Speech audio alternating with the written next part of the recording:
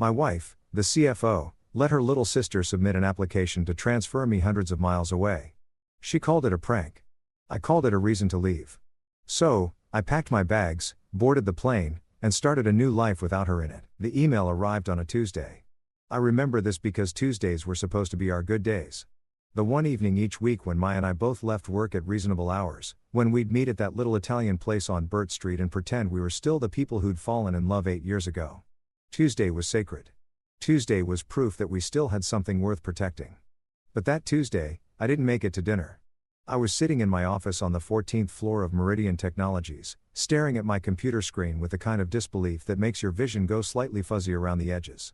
The fluorescent lights hummed overhead. The coffee in my mug had gone cold hours ago.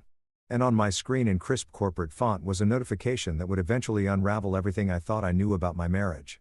Internal transfer request. Status approved. Employee Marcus Chen. Current location Seattle, WA. Requested location Anchorage, AK. Effective date 30 days from approval. Submitted by employee self-service portal. I read it 3 times, then 4. Then I picked up my phone and called HR. There's been a mistake, I said, my voice remarkably calm considering the earthquake happening in my chest. I didn't submit any transfer request. The woman on the other end, Carol, I think her name was, clicked through some screens. I'm showing the request was submitted through your employee portal, Mr. Chen. Last Thursday at 2:47 p.m., your credentials were used. That's impossible. I was in a client meeting last Thursday afternoon. I didn't even open my laptop.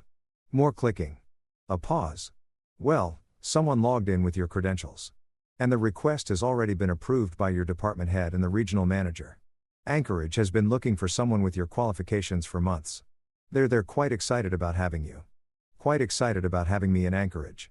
I hung up and sat there for a long moment, my mind racing through possibilities. A glitch in the system? Someone using my credentials by mistake? Corporate espionage? Each explanation felt more absurd than the last. Then another thought crept in, slow and insidious like smoke under a door. Maya, my wife, was the CFO of Meridian. She had access to everything, every system, every portal, every employee record. She could log into anyone's account if she wanted to. She could submit anything she wanted under anyone's name. But why would she do this? Why would she transfer her own husband to Alaska? I dismissed the thought as quickly as it came. Maya and I had our problems. A couple married 8 years didn't. But she wouldn't do something this cruel, this calculated, this sneaky. Would she? I called her instead of driving to the restaurant. Marcus, where are you? I'm already at the table. Something came up at work. Can you come home early tonight? We need to talk. A pause. Is everything okay? No, I said, I don't think it is. The house was dark when I got home, except for the kitchen light. Maya was sitting at the breakfast bar with a glass of wine still in her work clothes, the navy blazer and silk blouse that made her look every inch the powerful executive she was. Her dark hair was pulled back in the same sleek ponytail she'd worn to the office, and her laptop was open in front of her, numbers scrolling across the screen. You look terrible, she said when I walked in. Not mean exactly, just matter of fact. Maya had always been matter of fact. I feel terrible. I set down my briefcase and pulled up the email on my phone, sliding it across the counter to her. She picked it up, read it, and her eyebrows climbed her forehead. Alaska? You're transferring to Alaska? I didn't submit that request. Then who did? That's what I'm trying to figure out.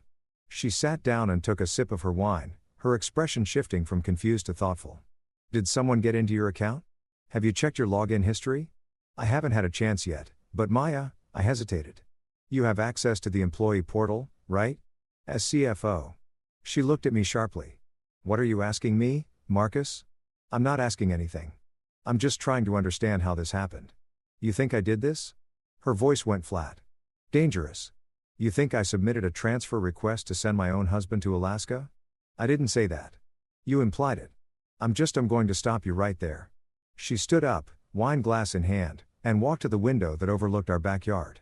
If I wanted you gone, Marcus, I would just tell you to leave. I wouldn't play games. I wouldn't submit secret transfer requests.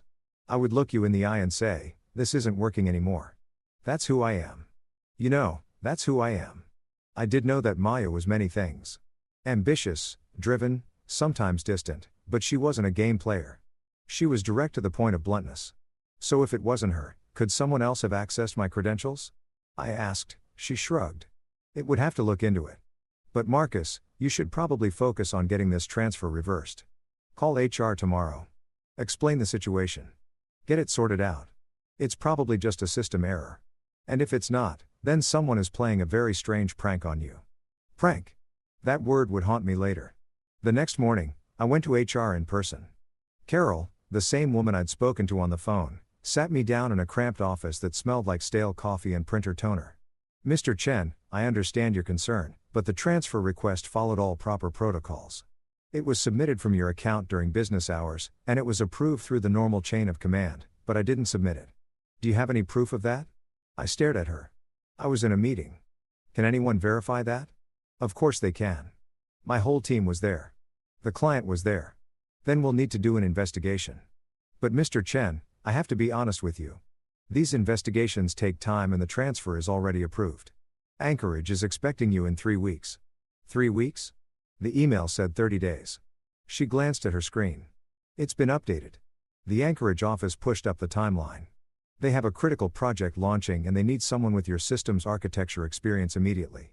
My head was spinning. Can't I just refuse the transfer? Carol's expression softened. You can, but declining an approved transfer typically results in termination. Company policy. That's insane. That's corporate America, Mr. Chen.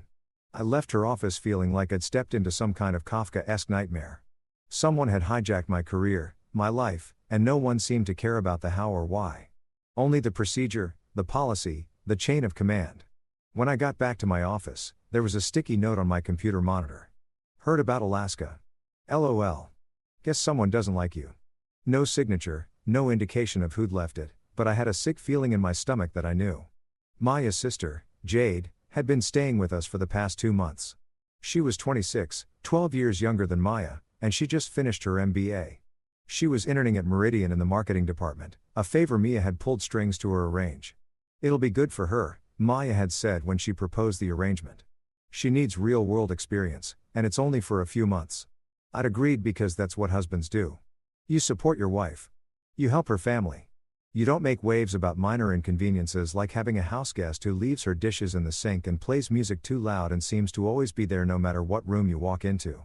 Jade was difficult to like if I'm being honest. Not because she was unkind. She wasn't overtly cruel or malicious. She was just the kind of person who found everything amusing in a way that made you feel like you were the punchline of a joke you didn't understand. She'd smirk when I said something earnest. She'd roll her eyes when I talked about my work. She'd make little comments. Oh, Marcus is being serious again that were technically innocent, but somehow made me feel small. Maya never seemed to notice, or if she did, she didn't care. She's just young. Maya would say she'll grow out of it. But I wasn't sure people grew by out of cruelty. They just learned to hide it better. That night when Mia was working late as usual and I was alone in the kitchen making dinner, Jade walked in.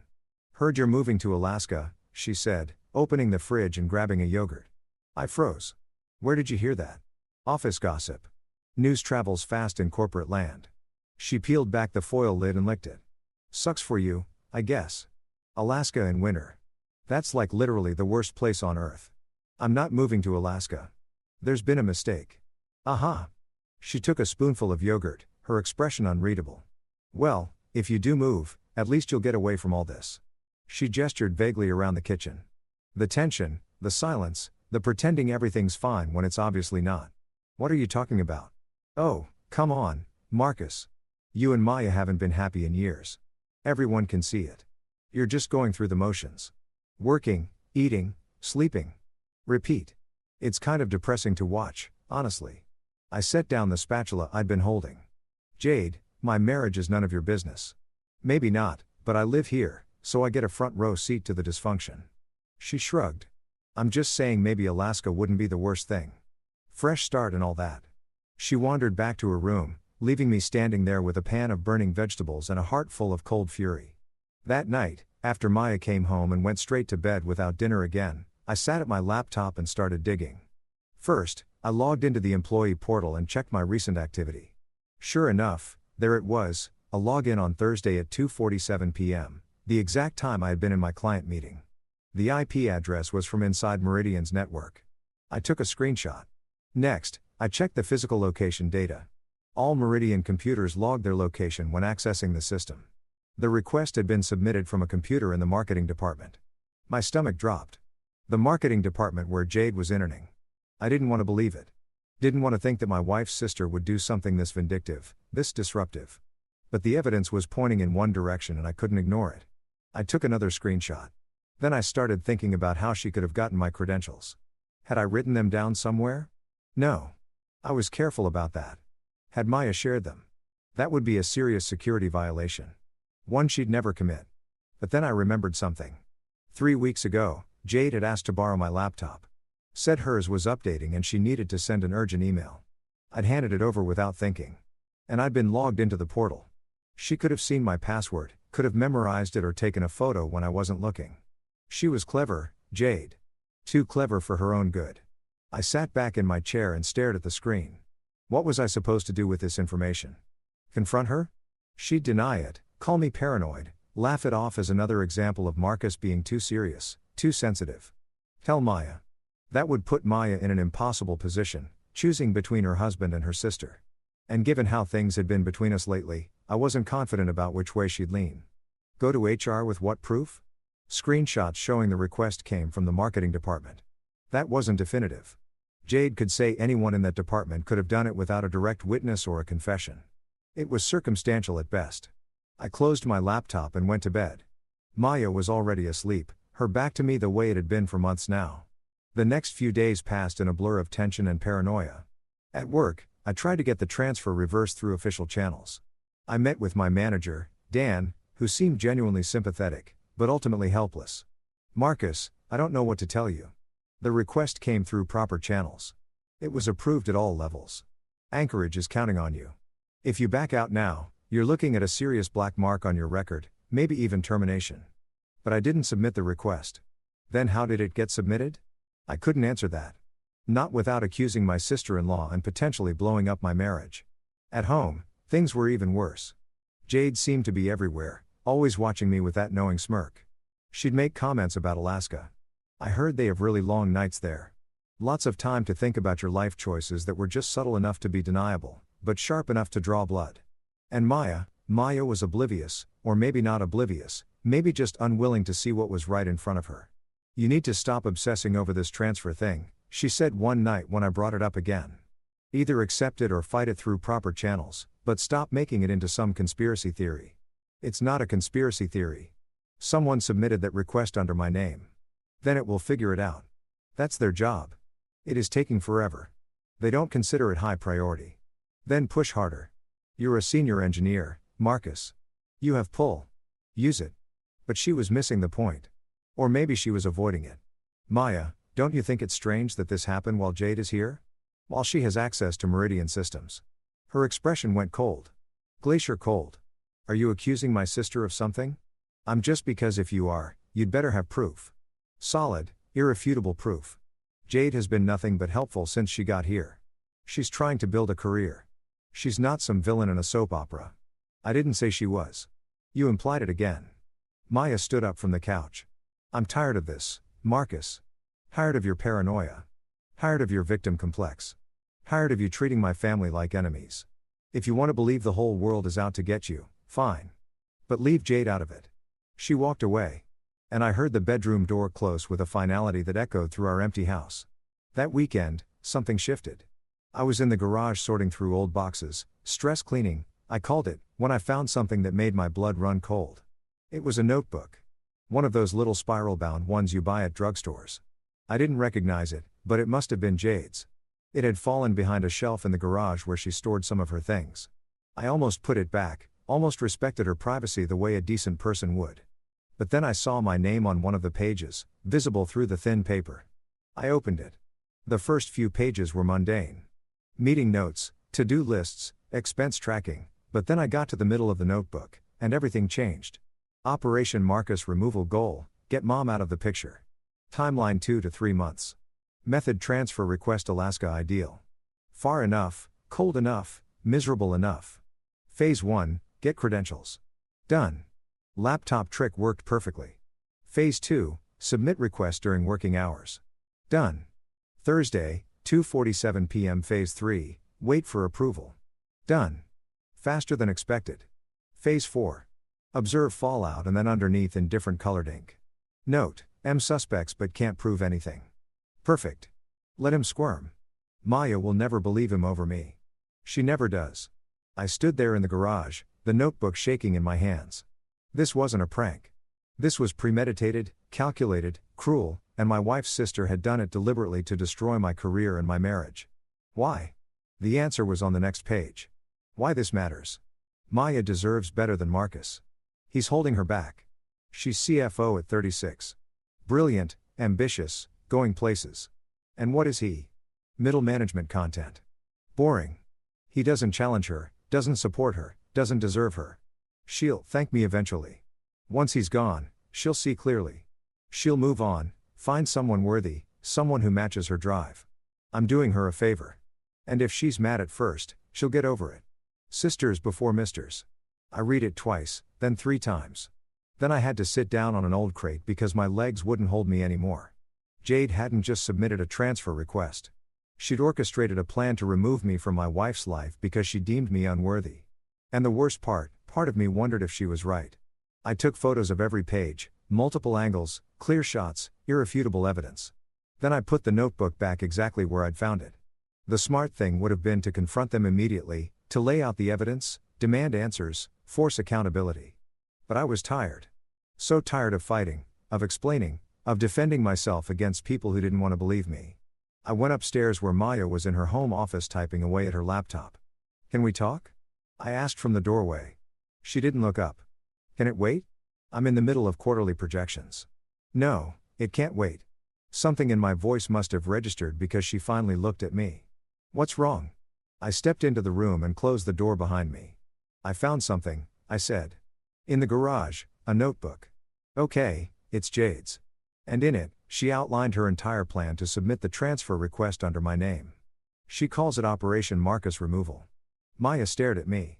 What are you talking about? I have photos. She wrote everything down. How she got my credentials, when she submitted the request, why she did it. She thinks she's doing you a favor by getting rid of me. That's insane. I know. No, Marcus. Maya's voice hardened. I mean, it's insane that you would accuse my sister of something this elaborate based on what? Some notebook you conveniently found? I felt like I'd been slapped. Conveniently, Maya, I have photos, written proof in her own handwriting. Handwriting can be forged. Are you serious right now? She stood up, crossing her arms. I think you're looking for someone to blame. And Jade is an easy target. She's young. She's here. She's an outsider in our marriage. But this is ridiculous, Marcus. My sister loves me. She wouldn't sabotage my life like this. It's not your life she's sabotaging. It's mine. And since when do you care about your life? The words were out before she could stop them, and they hung in the air like smoke. Maya's expression flickered. Was that regret? But she didn't take them back. What does that mean? I asked quietly. It means, she sighed. It means you've been coasting, Marcus, for years. You take the safe path. You don't push for promotions. You don't take risks. You're content to just exist. And maybe Jade sees that. Maybe she wrote some stupid notes venting about it, but that doesn't mean she actually did anything. She did do something. I have proof. Then take it to HR. Take it to the police if you want. But I'm not going to stand here and let you vilify my sister based on circumstantial evidence. I stared at my wife, this woman I'd loved for near a decade, and saw a stranger. You're choosing her, I said. You're choosing her over me. I'm choosing to be rational. You're choosing to be paranoid. It's not paranoia if it's true. Then prove it. I pulled out my phone and showed her the photos. Every page, every damning word in Jade's handwriting. Maya looked at them for a long time. Then she said something that broke something fundamental inside me. Anyone could have written that. You could have written it yourself to frame her. I put my phone away. I see. I said, Marcus, no. I understand now. I finally understand. I left the room. I left the house. And I started planning. If you've ever felt the ground shift beneath your feet, not literally, but that soul-deep sensation of everything you believe being revealed as illusion, then you know what I was feeling that night. I drove around for hours. Just drove. No destination, no purpose, just motion. I ended up at a diner off the highway, one of those 24-hour places with fluorescent lights and waitresses who called everyone Arnhem. I ordered coffee I didn't drink and sat in a booth by the window watching the occasional car pass on the highway. My wife had chosen her sister over me, not in some dramatic soap opera fashion, but in that quiet, devastating way that told me everything about where I stood in her priorities. I had proof, written, photographic, irrefutable proof that her sister had deliberately sabotaged my career. And Maya's first instinct was to defend Jade, to question my sanity, to suggest I might be framing her. That last part hurt the most. After 8 years of marriage, after building a life together, after all the compromises and sacrifices and attempts to make it work, she thought me capable of forging evidence to destroy her sister's reputation. What kind of person did she think I was? What kind of person did she think she was to accuse me of that? The coffee grew cold, the sky grew light, and slowly, painfully, a decision crystallized in my mind. I was done. Not done fighting. I was done staying. If my wife wouldn't believe me, wouldn't choose me, wouldn't stand by me, even when I had proof in hand, then what was the point? What was I fighting for? A marriage that existed on paper, but not in practice. A partnership where I was always the afterthought. A life where I was deemed unworthy by the people who were supposed to love me most. No, if they wanted me gone, I'd go, but not the way they expected. When I got home at dawn, Maya was asleep. Jade too, presumably. I went to my office and started planning. The transfer was to Alaska, specifically Anchorage. I'd been researching the city over the past few days, initially to build my case for why I couldn't possibly relocate. But now I looked at it with different eyes. Anchorage was beautiful. Mountains and ocean, wildlife and wilderness, a city that felt like the edge of the world. And maybe the edge of the world was exactly where I needed to be. I pulled up the transfer paperwork and started reading, really reading the details. The position was actually a step up. Senior systems architect, not just systems architect, higher salary, better benefits, more autonomy. Meridian's Anchorage office was smaller, more agile, less corporate. They were working on cutting-edge projects, environmental monitoring systems, disaster response networks, things that actually mattered. I'd been so focused on the betrayal, the injustice, the violation of my autonomy that I'd missed what was actually being offered. An escape, a fresh start, a chance to be someone other than Marcus Chen, the husband who wasn't good enough, the employee who was content to coast, the man who didn't take risks. I made a decision then and there I would accept the transfer. Not because I was forced to, not because I couldn't fight it, but because I was choosing it. Choosing to leave behind a marriage that had died years ago. A wife who didn't respect me. A life that had become a prison of quiet desperation. But I would do it my way. I would document everything first. The next few weeks were a master class in compartmentalization. At work, I officially accepted the transfer. Dan was surprised but supportive. "Sometimes change is good," he said, clapping me on the shoulder. "Alaska might be just what you need." He had no idea how right he was.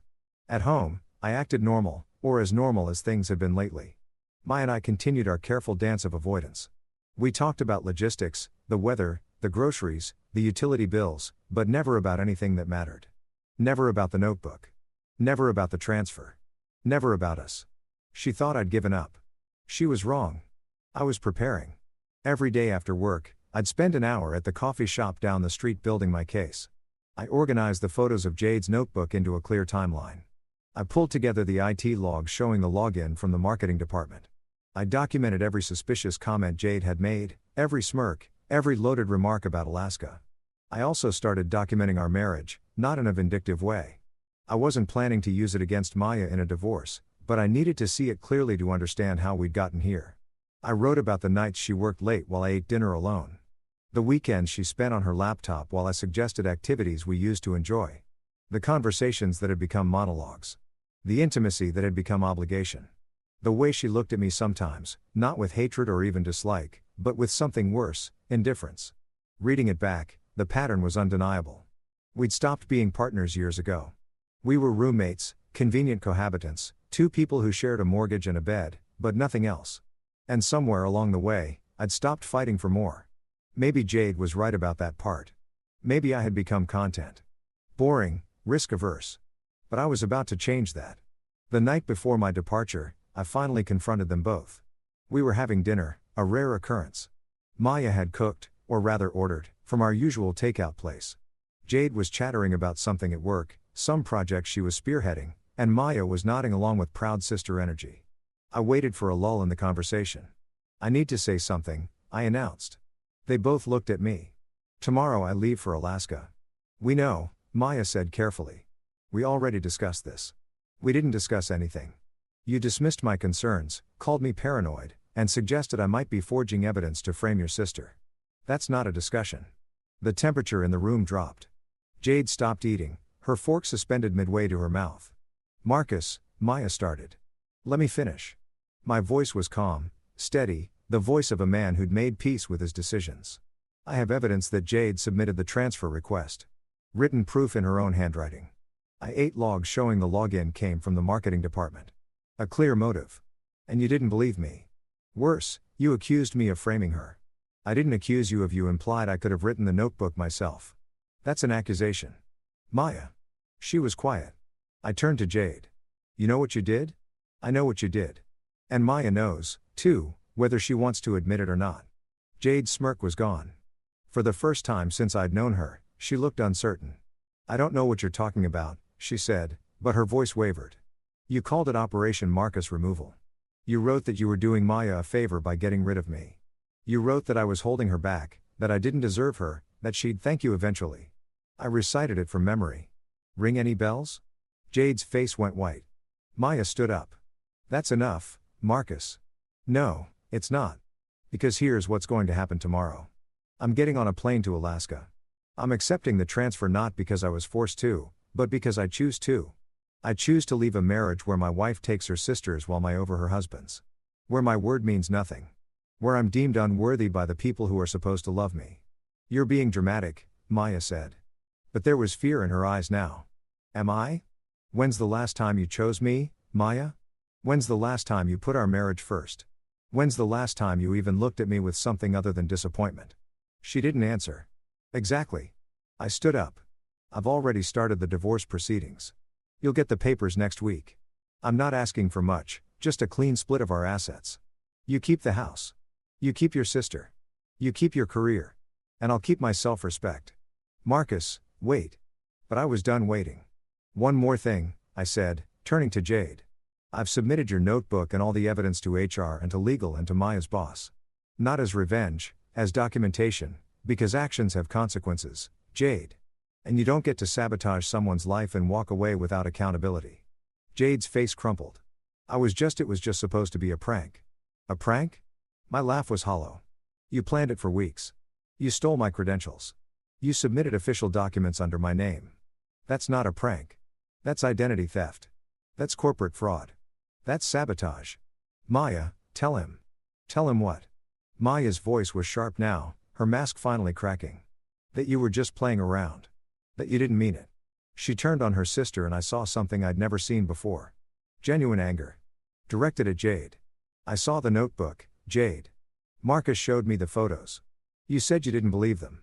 I said he couldn't prove who wrote them. But I know your handwriting. I've known it since you learned to write. I recognized it immediately.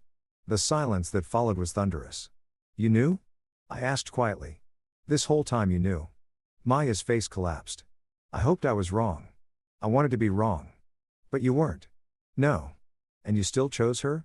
She didn't answer, which was the answer enough. I nodded slowly. Goodbye, Maya. I hope you and your sister are very happy together. I walked out of the dining room, up the stairs, and into the bedroom we'd shared for 8 years. I finished packing my bags, and then I lay down on the bed for the last time, staring at the ceiling, waiting for dawn. Neither of them came to check on me. The airport was quiet at 6 a.m. I'd requested the earliest flight, not because I was eager to arrive in Alaska, but because I wanted to leave Seattle while the city was still sleeping. A coward's departure, maybe. Or maybe just a man who'd said everything he needed to say and had nothing left to prove. Maya had tried to talk to me that morning. I'd heard her footsteps outside the bedroom door, hesitant, uncertain. But she never knocked, never opened the door, just stood there for a long moment before walking away. That was our marriage in a nutshell. Two people standing on opposite sides of a door, neither willing to breach the distance. I called a cab instead of asking her for a ride. Loaded my bags, took one last look at the house, the garden I'd planted, the fence I'd repaired. The porch where we talked about having kids someday, and closed the door. The cab driver was chatty. I wasn't. At the airport, I checked my bags and found my gate. I had 2 hours until boarding, so I bought a coffee and found a seat by the window. That's when my phone started blowing up. First, A text from Maya. Please call me. We need to talk. Then another, I'm so sorry. I should have believed you. I should have stood by you. Then please don't do this. Don't throw away 8 years. I read each one feeling nothing. Or maybe feeling too much to identify any single emotion. Then a text from Jade. I'm sorry. I didn't mean for it to go this far. It was supposed to be a joke. Please don't ruin my career over this. I laughed at that one. A real laugh, dark and bitter. She was worried about her career, her MBA. Her internship, not about the marriage she'd destroyed, the trust she'd violated, the life she'd disrupted. Of course, I didn't respond to any of them. Then my phone rang. Maya's number. I let it go to voicemail. She called again. Voicemail? Then a text. Please, Marcus, just answer. Just let me explain. I typed back, what is there to explain? You knew what she did and you still defended her. That's all I need to know. I was scared. I didn't want to believe my sister could be so cruel. And I didn't want to believe my wife could be so disloyal. But here we are. No response for a long time. Then what can I do to fix this? I thought about that. Really thought about it. Nothing. I finally typed. Some things can't be fixed. Some trust once broken can't be rebuilt. You chose her, Maya. In the moment when it mattered most, you chose her over me. And now I'm choosing myself. Marcus, please have a good life. Maya. I turned off my phone and put it in my bag. Boarding began 20 minutes later. The flight was long. Seattle to Anchorage is about 3.5 hours, but it felt like a lifetime. I had a window seat and spent most of the journey staring at the clouds below, trying to imagine what my life would look like in this new city.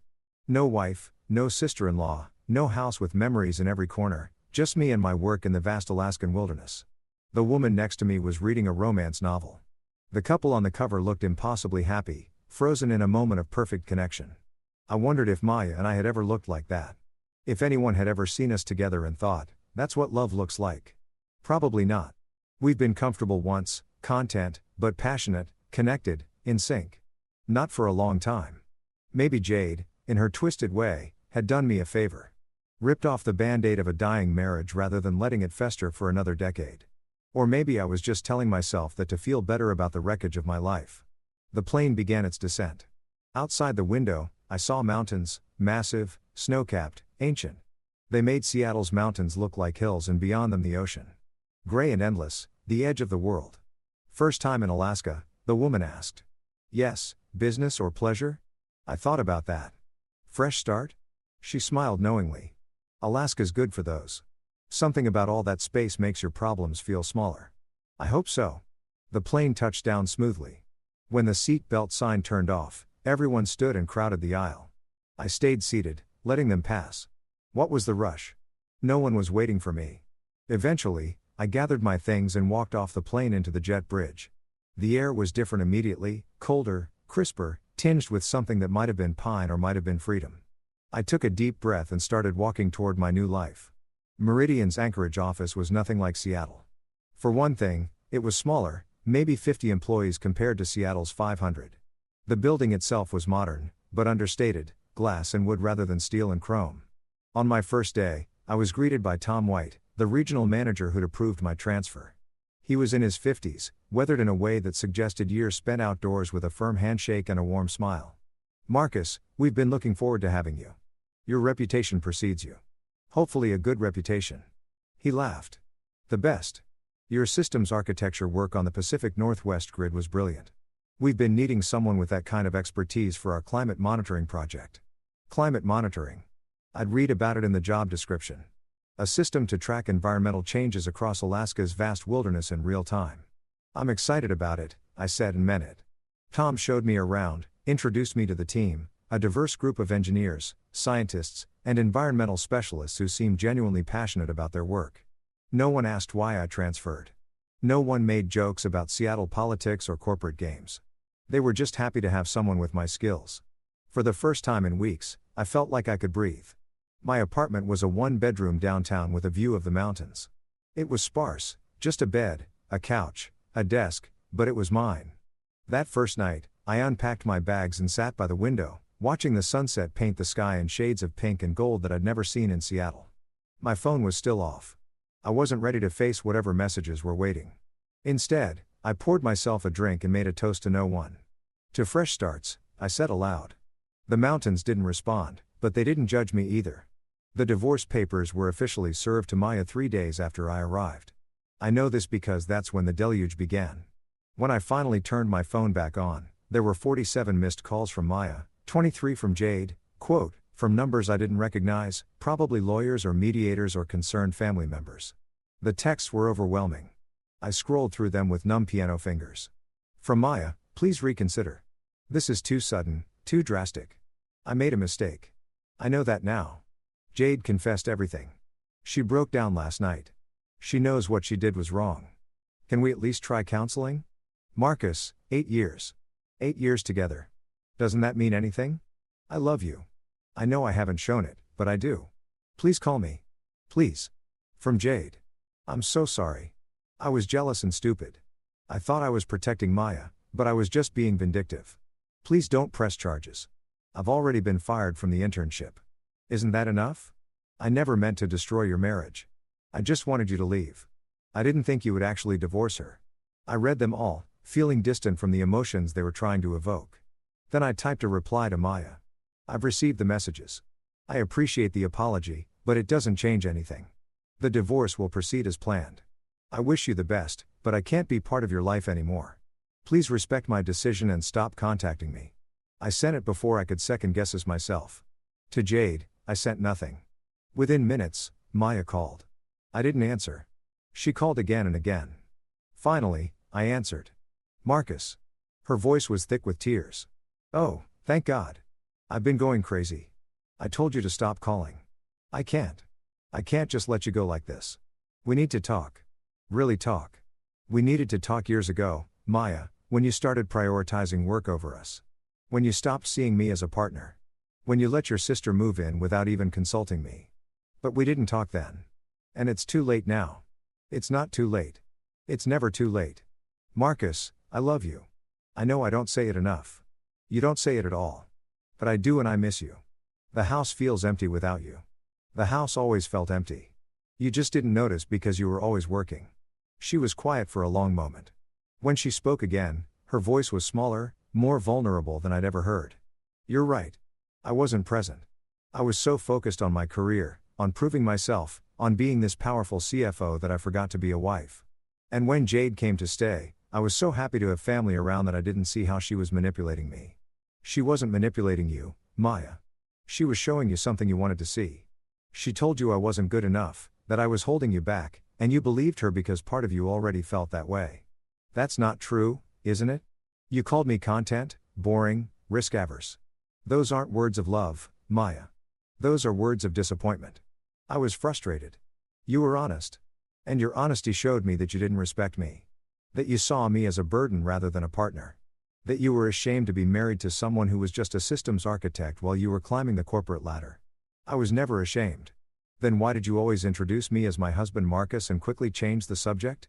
Why did you never talk about my work at your parties? Why did you seem embarrassed when I didn't know the latest industry gossip or didn't care about politics? She was crying now. I could hear it. I'm sorry. I'm so sorry. I believe you're sorry, but sorry doesn't undo years of feeling invisible in my own marriage. Sorry doesn't rebuild trust that was shattered when you took your sister's side. Sorry doesn't make me want to come back to a life where I felt like an afterthought. What can I do? Tell me what to do and I'll do it. You can sign the divorce papers. You can let me go. You can build the life you actually want instead of dragging me along as an accessory. You're not an accessory. Goodbye, Maya. I hung up. My hands were shaking. I poured another drink and watched the sunset over the mountains. The next few weeks were a strange blend of grief and liberation. On one hand, I was mourning 8 years of marriage, a home, a life, dreams of children and growing old together, and all the things that couples talk about in the dark. On the other hand, I was breathing for the first time in years. At work, I threw myself into the climate monitoring project. It was challenging, rewarding, meaningful. For the first time in my career, I felt like I was making a difference. Tom noticed. You've got fire in you, Marcus. It's good to see. I didn't tell him about the divorce, about the scandal, about any of it. Here, I was just Marcus Chen, the brilliant systems architect from Seattle who chosen Alaska. Chosen. That word mattered more than anyone knew. I started exploring Anchorage on weekends, Hiked trails I'd never heard of, visited glaciers that predated humanity, stood on shores where the ocean met mountains in dramatic collision. The beauty was overwhelming and healing. One evening, I was at a coffee shop downtown working on some code when a woman at the next table struck up conversation. "You're not from here," she observed. "What gave it away?" "The way you keep looking out the window like you've never seen snow before." I laughed. "I'm from Seattle. We have snow. Not like this." Her name was Sarah. She was a wildlife photographer born and raised in Alaska. She had eyes the color of forest moss and a laugh that was as genuine as the wilderness she documented. We talked for an hour about Alaska, about her work, about what brought me here. "Fresh start," I said again. "I get that. Alaska attracts a lot of fresh starts. Does it deliver?" She smiled. "That depends on what you're starting fresh from." I told her some of it, not the whole story. That would take longer than one coffee conversation, but enough. A marriage that ended, a betrayal that catalyzed it. A choice to rebuild. She listened without judgment. "You know what the native Alaskans say?" She offered when I finished. "What?" "They say the land heals what people break. Give it time. Let the wilderness work its magic." I looked out the window at the mountains standing sentinel over the city. "I'm trying. That's all any of us can do." We exchanged numbers. Not in a romantic way. I wasn't ready for that. But in a way that felt like the beginning of friendship. Small steps. Maya stopped calling after the first month. I don't know if she'd given up or if my lawyer had intervened or if she'd finally accepted that our marriage was over. What I did get was a letter, not email, not text, an actual letter handwritten on cream stationery. Maya's handwriting was neat and controlled. The same handwriting I'd seen on 1,000 grocery lists and birthday cards. "Dear Marcus, I've respected your wish for space. But before we finalize everything, I needed to say some things. Not to change your mind. I understand now that your mind is made up. But because you deserve to hear them, you were right about everything. I didn't see you. I didn't value you. I was so caught up in my own ambition, my own world, that I forgot the person who'd been by my side through all of it. When Jade started saying those things about you, that you weren't ambitious enough, that you were content to coast, that you didn't match my drive, I listened, not because I believed them, but because they gave voice to frustrations I'd felt but was ashamed to acknowledge. I was frustrated, not with you really, but with myself. I'd sacrificed so much for my career, weekends, holidays, evenings, our relationship. And I needed to believe it was worth it. And somewhere along the way, I started seeing your contentment as the opposite of my ambition instead of what it really was, balance. You weren't holding me back. You were trying to pull me back. To remind me that there was more to life than quarterly reports and board meetings. But I didn't want to hear it. Jade saw that. She exploited it and I let her. When you showed me her notebook, I knew immediately it was her writing. I knew what she'd done. But I couldn't face it because facing it meant facing my own failures as a wife. Meant acknowledging that I'd created an environment where my sister felt justified in sabotaging my marriage for my own good. So I chose denial. And in doing so, I chose her over you. I don't blame you for leaving. I would have left too. What I do blame myself for is not fighting harder to make you stay. For not getting on my knees and begging you to give me another chance. For not showing you through actions that I could change. But maybe that's the point. If I'd really loved you the way you deserved, I wouldn't have needed to beg. You would have wanted to stay. I've signed the divorce papers. My lawyer will send them this week. You'll get everything you asked for. Not because I'm trying to assuage my guilt, but because it's fair. Jade has moved out. She went back to our parents' house. We're not speaking currently, which I know will surprise you given how fiercely I defended her. But some betrayals are too deep even for sisterly loyalty. She didn't just betray you, she betrayed me. She used my weaknesses against me, manipulated my fears, and destroyed my marriage with a smile. I'm working with a therapist. Learning to see the patterns that all led us here. Learning to be present instead of perpetually somewhere else. Learning that ambition without foundation is just running in circles. I hope Alaska is everything you need it to be. I hope you find the peace you're looking for. I hope someday you find someone who sees you clearly and loves you without reservation. You deserve that, Marcus. You always did. I'm sorry I couldn't be that person. With love and regret, Maya. I read the letter 3 times. Then I folded it carefully and placed it in the drawer where I kept important things. I didn't cry. I'd done enough of that. But I did pour myself a drink and sit by the window and let myself feel, really feel the weight of what had ended. 8 years. Not all bad, not all wasted, just over. And maybe that was okay. 3 months into my Alaska life, I got an email from HR that changed everything. Read investigation results transfer request incident. Dear Mr. Chen, following our comprehensive investigation into the unauthorized transfer requests submitted under your credentials, we have concluded our findings. The investigation confirmed that the request was submitted without your authorization from a terminal in the marketing department. While the IT logs and additional evidence provided strongly suggest the involvement of a specific individual, corporate policy and legal considerations prevent us from disclosing their identity directly. However, you should be aware that the individual in question is no longer employed by Meridian Technologies effective 60 days ago. Additionally, based on the evidence, including the documentation you submitted, our legal team has recommended that you have grounds for civil action should you choose to pursue it. Furthermore, given the circumstances of your transfer and the confirmation that it was not voluntarily initiated, you are entitled to the following retention bonus of $50,000 for your agreement to remain in the Anchorage position. Full relocation reimbursement, which you had declined. Accelerated promotion consideration. Public apology from the company. Please let us know how you would like to proceed. Best regards, Corporate Human Resources. I sat at my desk reading the email multiple times. Jade had been fired. Not just let go, fired, which meant her termination would follow her. Her MBA would be shadowed by a dismissal for fraud and corporate misconduct. Part of me felt vindicated. She'd deserved consequences and she'd gotten them. But another part of me felt empty. This wasn't what justice felt like. Not really. I forwarded the email to my lawyer and asked him to draft a response declining civil action. Yes, I had grounds. Yes, I could probably win a lawsuit. But what would that accomplish? Jade was already suffering consequences. Maya was already dealing with the fallout. Dragging them through court wouldn't heal anything. It would just keep the wound open. The money was another matter. $50,000 was significant, and I deserved it, not as compensation for pain, but as acknowledgement that I'd been wronged and had handled it professionally. I accepted the retention bonus, and I declined the public apology. The last thing I wanted was attention drawn to my situation.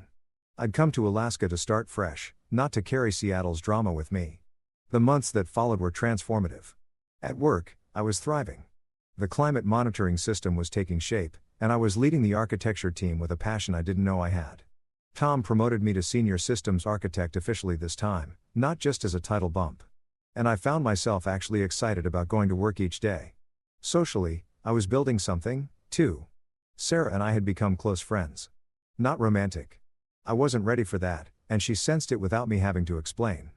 But she introduced me to her circle, other transplants, nature lovers, people who'd come to Alaska seeking something they couldn't find elsewhere.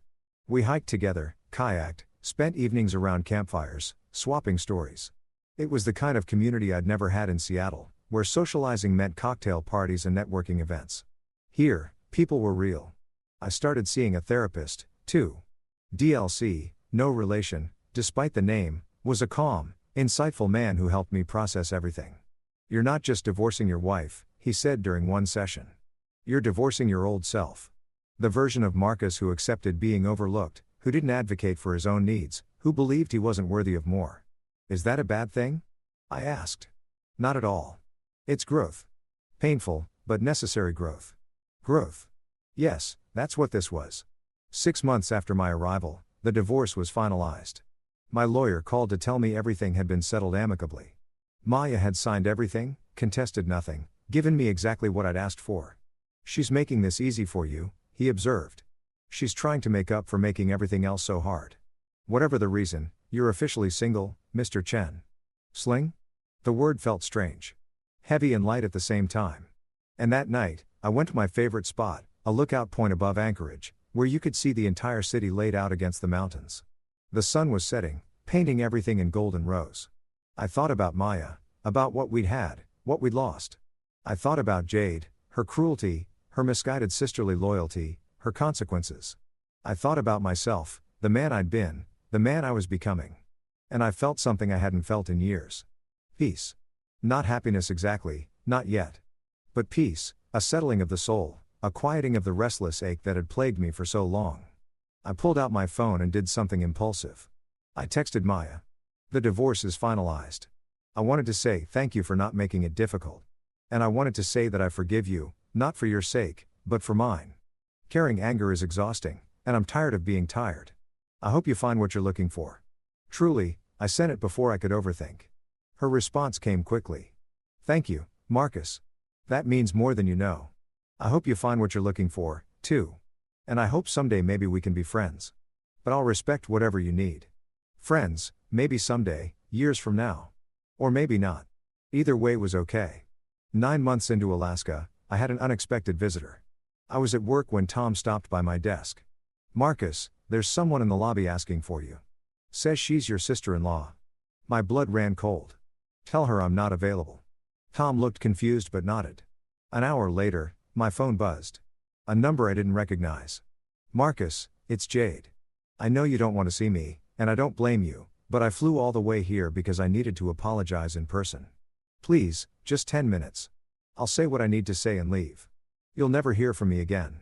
I promise." I stared at the message. Every instinct told me to ignore it, to maintain the distance I'd created, to protect my peace.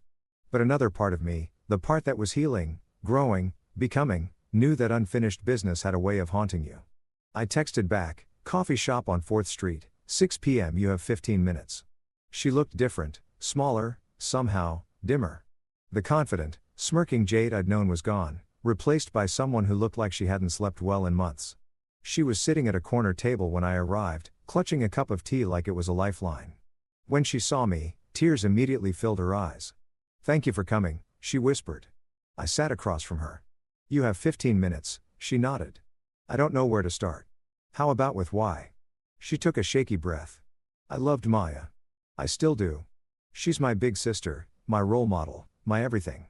And when I came to stay with you both, I saw how unhappy she was, how stressed, how stretched thin between work and home. And you blamed me. I did. I thought you were the problem. You were so calm, so content. While she was killing herself to climb the corporate ladder, you were just existing. I thought you were dead weight. Thought if I could just remove you from the equation, she'd be free to fly. By destroying my career and my marriage by giving her options. That's how I justified it. Not destroying, freeing. That's a convenient way to frame sabotage." She flinched. "I know, God. I know. I've had months to sit with what I did. Months of therapy, of self-reflection, of Maya not speaking to me." Her voice cracked. "Do you know what it's like to lose your sister? The person you thought you were protecting? I know what it's like to lose a wife. And that's my fault. Yes." She was crying now, tears streaming down her face. "I'm so sorry, Marcus. I'm so incredibly sorry. I was arrogant and cruel and I ruined everything. Your marriage, your career, your trust in people, my relationship with Maya, everything. I let her cry. Didn't comfort her. Didn't judge her. Just let her feel the weight of what she'd done." Finally, she collected herself. "I'm not asking for forgiveness. I don't deserve it. I'm asking for acknowledgement that I know what I did was wrong, that I'm getting help, that I'm trying to be better, and flying across the country to tell me this accomplishes what exactly? Closure for both of us. I needed you to see that I'm not the person who wrote those things in that notebook. Not anymore. I was jealous and vindictive, and I hurt someone who didn't deserve it. But I'm trying to change. Are you?" Yes, I studied her, looking for signs of manipulation, of hidden agenda, but all I saw was a broken young woman who'd made a terrible choice and was living with the consequences. "You want acknowledgement?" I said finally. She nodded. "Fine. I acknowledge that you made a mistake, a serious, damaging mistake that hurt multiple people. I acknowledge that you seem to regret it, and I acknowledge that you're trying to be better." I leaned forward. "But Jade, acknowledgement isn't forgiveness, and it's not absolution. What you did had real consequences. Your actions, your prank, as you called it, ended a marriage, upended my life, and damaged your relationship with your sister. Those consequences don't disappear because you're sorry. I know. Do you?" "Yes." She met my eyes. "I lost everything, too, Marcus. My internship, my reputation, my sister. The MBA I worked so hard for is useless because no one will hire me with a termination for fraud on my record. I'm living with my parents, working part-time at a bookstore, trying to figure out what to do with my life." She laughed hollow and sad. "I wanted to save Maya from a life I thought was beneath her. Instead, I destroyed my own future. Poetic justice, I thought, but I didn't say it. What do you want from me, Jade? Really?" She thought about it. "I want to know that someday, maybe years from now, you'll be able to think of me without hating me. That you'll remember I was young and stupid and made a terrible choice, but that I owned it and tried to be better. I don't hate you. You don't. Hate takes energy, and I don't want to give you that much power over my emotions anymore." She nodded slowly. "That's fair. I don't hate you, I repeated. But I don't want you in my life either. Not now. Maybe not ever. You need to be okay with that. I am. Good. I stood up. Your 15 minutes are up. Marcus, I paused. Thank you for listening. For not just throwing me out, for being decent even after everything. I'm trying to be the kind of person I want to be. And that person doesn't throw people out without hearing them. Even people who have hurt him. Maya was wrong about you. You're not content in a bad way. You're solid, grounded, and apparently I'm not the only one who didn't see that until it was too late. Goodbye, Jade. Goodbye, Marcus. I left the coffee shop and walked into the Alaskan evening. The mountains were there, same as always, solid, grounded. Maybe we weren't so different after all. A year into my Alaska life, something shifted. Not externally. Externally, things were going well. My work was fulfilling. My friendships were genuine. My apartment was starting to feel like home. No, what shifted was internal. I realized I was happy. Not the ecstatic fireworks happiness of new love or major achievement, but a quiet, steady happiness, the kind that comes from being exactly where you're supposed to be. I noticed it on a random Tuesday evening. I was making dinner, actually making it, not just reheating takeout and listening to music. Nothing fancy, just pasta with vegetables and a decent wine. And I was humming. When's the last time I'd hummed? Years, probably. In Seattle, my evenings had been silent. Maya worked late or brought work home. We'd eat in front of our respective screens, then retreat to separate corners of the house. But here, in my small Anchorage apartment with mountains out the window and pasta on the stove, I was humming. That night, I called her Chen. I think I'm happy, I told him. He laughed. You sound surprised. I am. After everything, I didn't think I'd get here. What does here feel like? I thought about it. Peaceful, present, like I'm finally living my life instead of just existing in it. That's wonderful, Marcus. Really? You've done hard work to get here. Feels like the hard work is just beginning. What do you mean? I mean, I've healed from my marriage, from the betrayal, from the self-doubt. But now comes the scary part, which is building something new. Opening myself up to possibility again, risking pain. Growth always requires risk. I know, but after being burned so badly, you're afraid. Terrified. That's normal and healthy.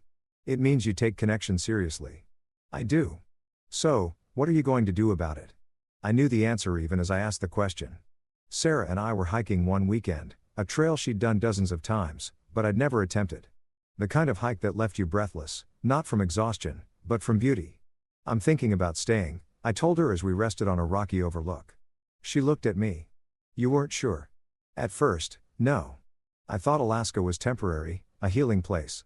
Eventually, I'd go back to Seattle, back to my real life. And now, I realize this is my real life. The one I actually want, not the one I thought I should want. She smiled. Alaska has a way of doing that. Showing you what matters. What about you? Did Alaska show you what matters? Every day. We sat in comfortable silence, watching an eagle circle overhead. Marcus, yeah, I'm glad you stayed. Me, too. That night, I did something I'd been considering for weeks. I wrote a letter not to Maya or Jade, to myself. Dear Marcus, it's been a year since you stepped off that plane into the Anchorage air. A man fleeing pain and searching for meaning. You found both. The pain, it hasn't disappeared. Some nights you still wake up with an ache where your marriage used to be. Some days you catch yourself about to text Maya something funny, then remember you can't. Some moments you wonder if you made the right choice, if you gave up too easily, if things could have been different. They couldn't have. You know that now. Your marriage ended not with the transfer request, not with the notebook, not with Maya's defense of her sister. It ended slowly over years as two people stopped seeing each other. The rest was just the revelation. The moment the lights came on and you saw clearly what had been happening in the dark and the meaning you found it in unexpected places, in work that matters, in friendships built on authenticity, in evenings spent hiking mountains instead of climbing corporate ladders, in the simple pleasure of being present in your own life. You're different now, not content. That word has been weaponized, used to diminish you. You're grounded, at peace, whole in a way you weren't before. And you're ready. Ready to open your heart again. Ready to risk connection. Ready to build something new without the blueprints of your old life. The mountains taught you that. They stand tall not because they're invulnerable, but because they've weathered everything that came at them. Storms, earthquakes, erosion, and remained rooted in who they are. You're rooted now, too. Be proud of that. With respect and hope, Marcus. I folded the letter and placed it in my important drawer next to Maya's. Then I poured myself a drink, stood by my window, and watched the sunset over my mountains. 2 weeks later, something happened that I hadn't anticipated. I got an email from Maya. Not a text, not a call, an email. The formality of it was striking. This was the woman I'd shared a bed with for 8 years. And now we communicated through carefully composed emails. Subject: Congratulations, dear Marcus. I hope this email finds you well. I've been hesitant to reach out respecting the boundaries you've established, but I saw something today that I thought you should know about. Your climate monitoring system made the news. There was a feature in the Seattle Times about innovative environmental technology, and your project was prominently featured. They interviewed your regional manager, Tom, who couldn't stop praising your work, called it groundbreaking and essential. I was proud of you, am proud of you. Not in a proprietary way. I've lost the right to claim any ownership of your successes, but in a genuine, from a distance way. You've built something meaningful there, something that matters, and you did it on your own terms, in your own time, in your own way. I realized something reading that article. You weren't content. You were waiting. Waiting for something worthy of your passion, and you found it. I'm sorry I never saw that in you. Sorry I interpreted your steadiness as stagnation. Your calm as complacency, your patience as lack of ambition. You were always remarkable, Marcus. I just had my eyes closed, wishing you continued success and happiness. I read it 3 times. Then I did something I hadn't done in over a year. I called her. She picked up on the second ring. Marcus? Her voice was thick with surprise. I got your email. I wasn't expecting you to call. Neither was I. A long pause. Not awkward exactly. Just waited with all the unsaid things between us. How are you? She finally asked. Good. Really good, actually. I can hear it in your voice. You sound different. I am different. Good. Different. Yes, I think so. Another pause. Marcus, I meant what I said in the email. I'm proud of you. What you've built there. It's not about what I've built, Maya. I mean, it's about who I've become. Who have you become? I thought about it. Someone who knows his worth. Who doesn't need external validation. Who measures success by fulfillment, not achievement. That's beautiful. It's taken a lot of work. I know. I've been doing my own work, too. Yeah. Lots of therapy, soul-arching, figuring out who I am when I'm not chasing the next promotion or drowning in work. And who are you? She laughed, a sad sound. Still figuring that out. But I know who I'm not. I'm not the woman who sacrifices her marriage for her career. Not anymore. That's growth. It's painful growth. The only kind that matters. We talked for another hour about everything and nothing. About her work, she'd stepped back, taken a less demanding role. About Jade, they were slowly rebuilding their relationship. About Alaska, she wanted to visit someday. About the future, both our futures, separate but somehow still intertwined in that way of people who once loved each other. When we finally hung up, I felt something release in my chest. Closure maybe, or maybe just peace. The next morning, Sarah and I met for coffee. You look different, she observed. I talked to Maya last night. Her eyebrows rose. And I think I'm finally past it. Like really past it. Not pretending I'm fine past it. Actually past it. What does that feel like? Like I've put down a weight I didn't realize I was carrying. She smiled. That's huge, Marcus. It is. So what now? What do you mean? I mean, you've done the hard work. You've healed. You've built a life here. You've even made peace with your ex. She leaned forward. What's next? I looked at her. Really looked at her. Her forest moss eyes, her genuine smile, her soul that seemed to understand things without needing them explained. Sarah. Yeah. Would you want to have dinner with me? Not as friends as something else. Her smile widened. I thought you'd never ask. Our first official date was on a Friday evening. I picked her up at her studio apartment, a cozy space filled with her photographs, all that Alaskan wilderness captured in stunning detail. You're nervous, she observed as I fumbled with my jacket. Is it that obvious? You've rearranged your collar 3 times, I laughed.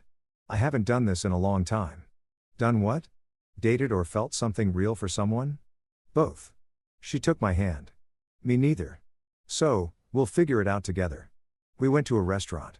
I discovered quiet, intimate, with a view of the mountains that never got old. Over dinner, we talked.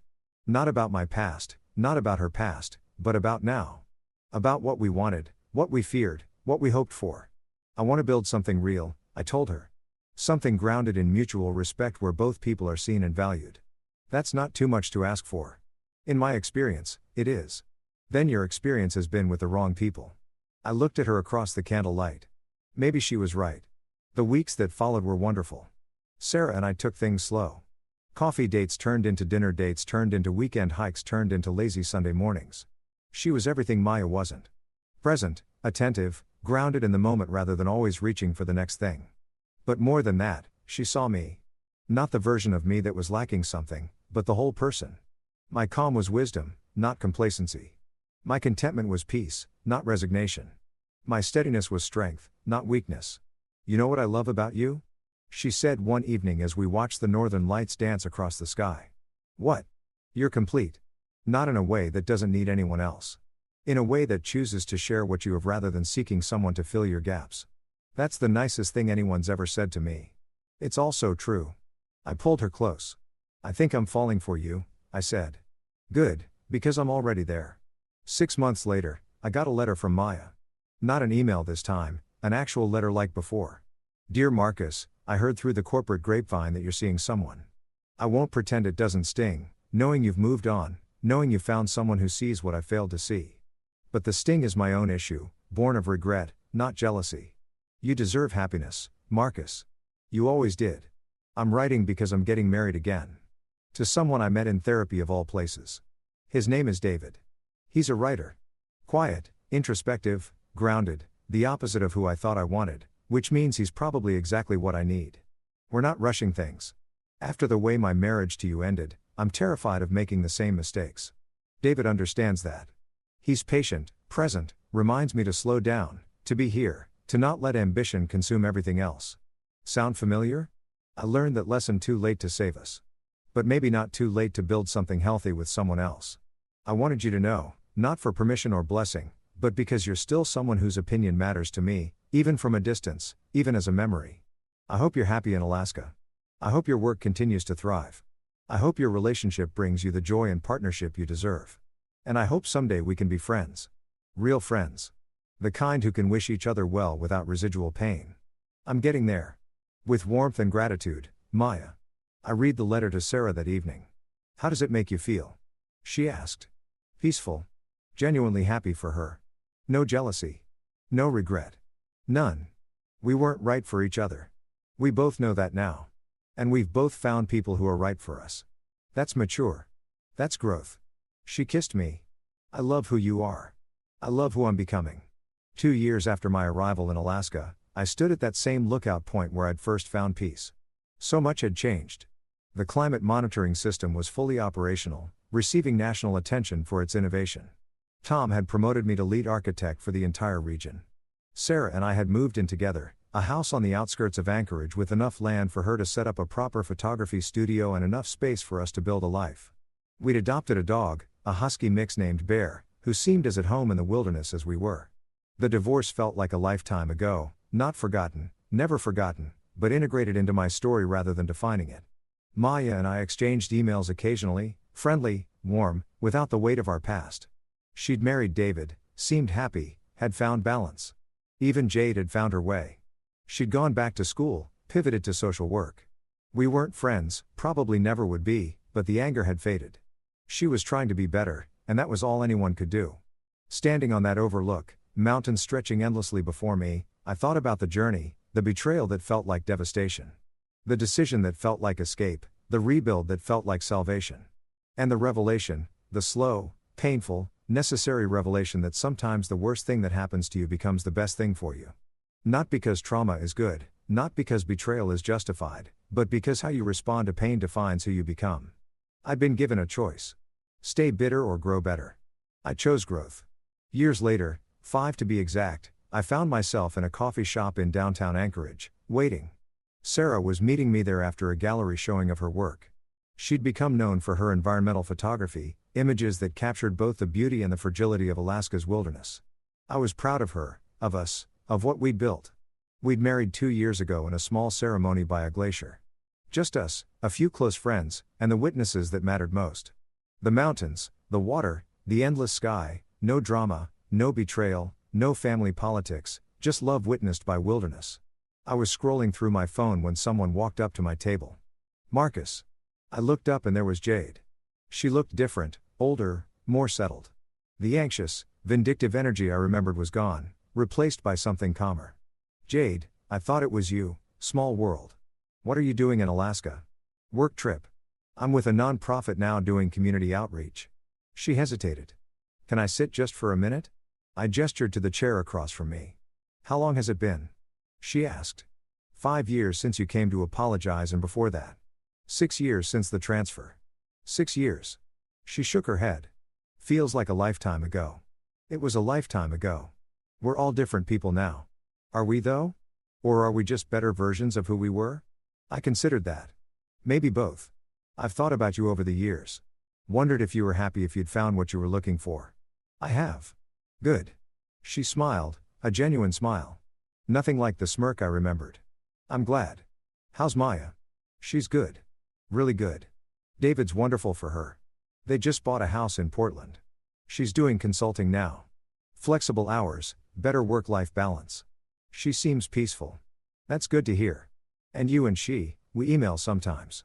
Nothing heavy, just checking in. That's healthy. It is.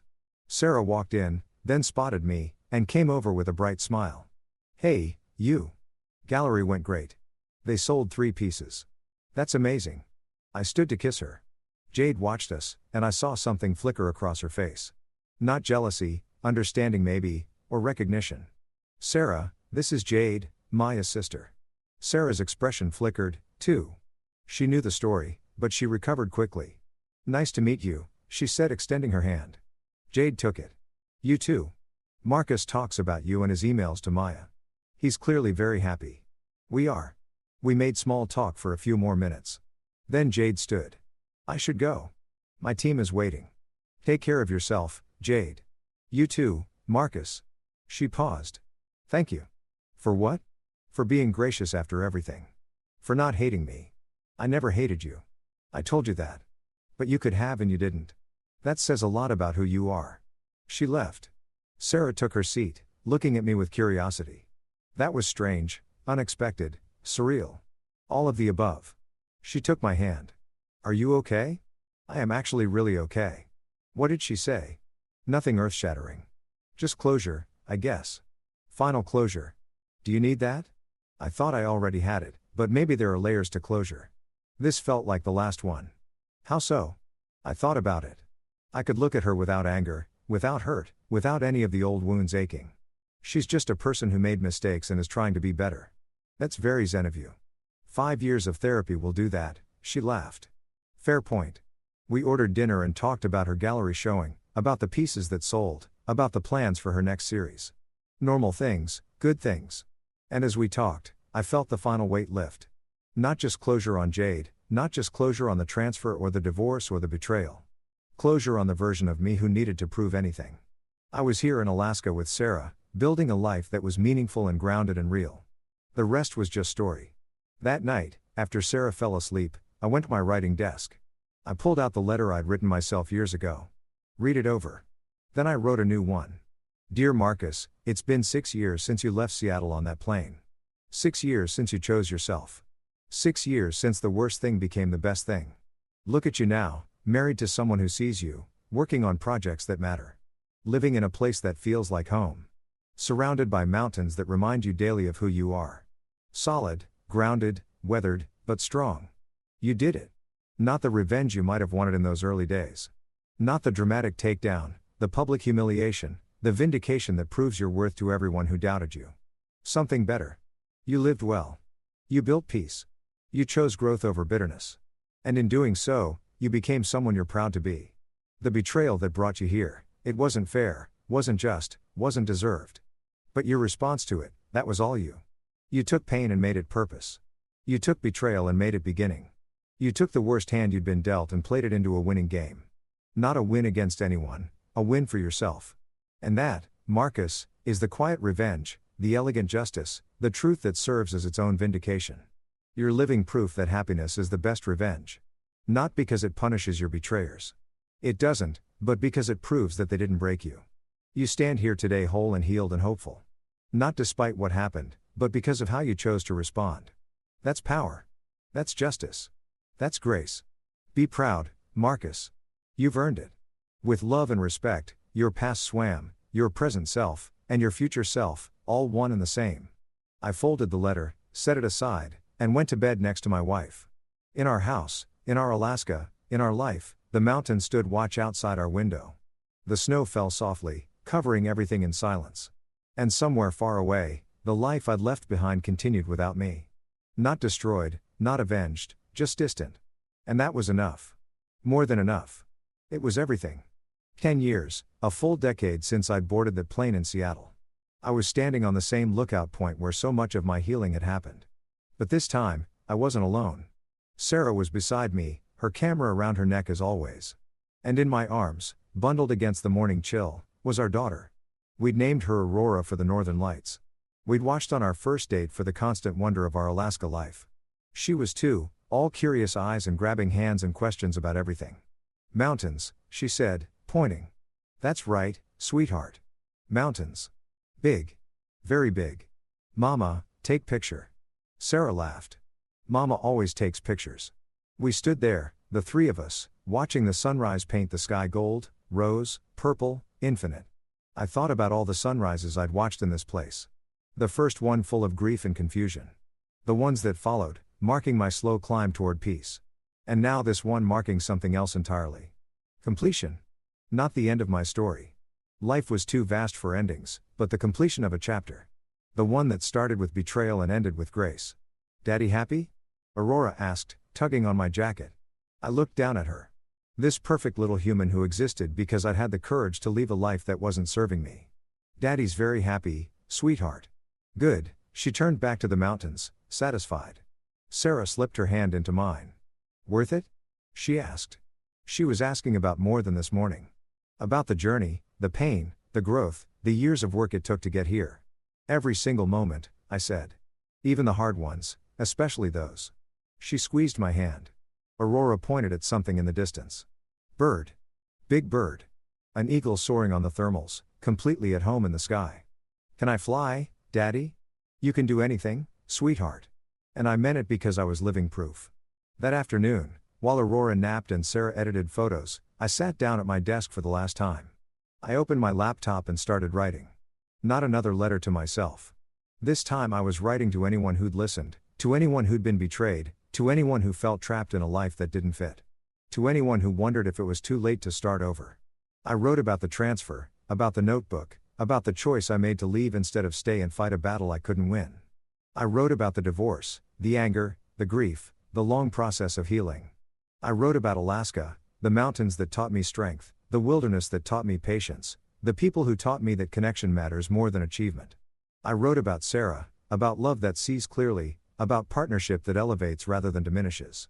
I wrote about Aurora, about second chances and new beginnings. And I wrote about the quiet revenge of living well. Not because revenge is virtuous. It isn't. But because there's justice in proving that you're unbreakable. There's power in building beauty from ashes. There's grace in wishing your betrayers well while walking away towards something better. The story took weeks to write, months to refine. When it was done, I sent it to a few close friends, then to a writing group Sarah had introduced me to, then finally to a publisher. They called it powerful, resonant, important. I called it truth. The book was published the following year. It was modest success. Nothing that would make me rich or famous. But it found its audience. People who'd been betrayed, people starting over, people looking for proof that it was possible to emerge from darkness into light. The emails I received were overwhelming. Your story gave me the courage to leave my toxic marriage. I've been holding on to anger for years. You showed me there's another way. Thank you for proving that healing is possible. Each one meant more than any professional accolade ever had. Maya reached out after reading it. I hope this doesn't overstep, but I read your book. I cried through most of it, not from hurt, but from recognition. You told our story with such grace, such fairness. You didn't vilify me or Jade. You just told the truth. And the truth, as painful as it is freeing. Thank you for that. Thank you for being better than I deserved. Even Jade sent a message. I'm in a 12-step program for codependency. Your book has required a reading for step 9, making amends. It's helped me understand the impact of my actions in ways my therapist couldn't. I'm grateful you wrote it and I'm grateful you chose healing over hate. But the message that meant the most came from a stranger, a woman named Lisa somewhere in Ohio. Dear Marcus, I was where you were 5 years ago, betrayed by people I trusted, devastated, stuck in a life that felt like prison. I'd given up hope of ever being happy again. Then I read your story and something shifted.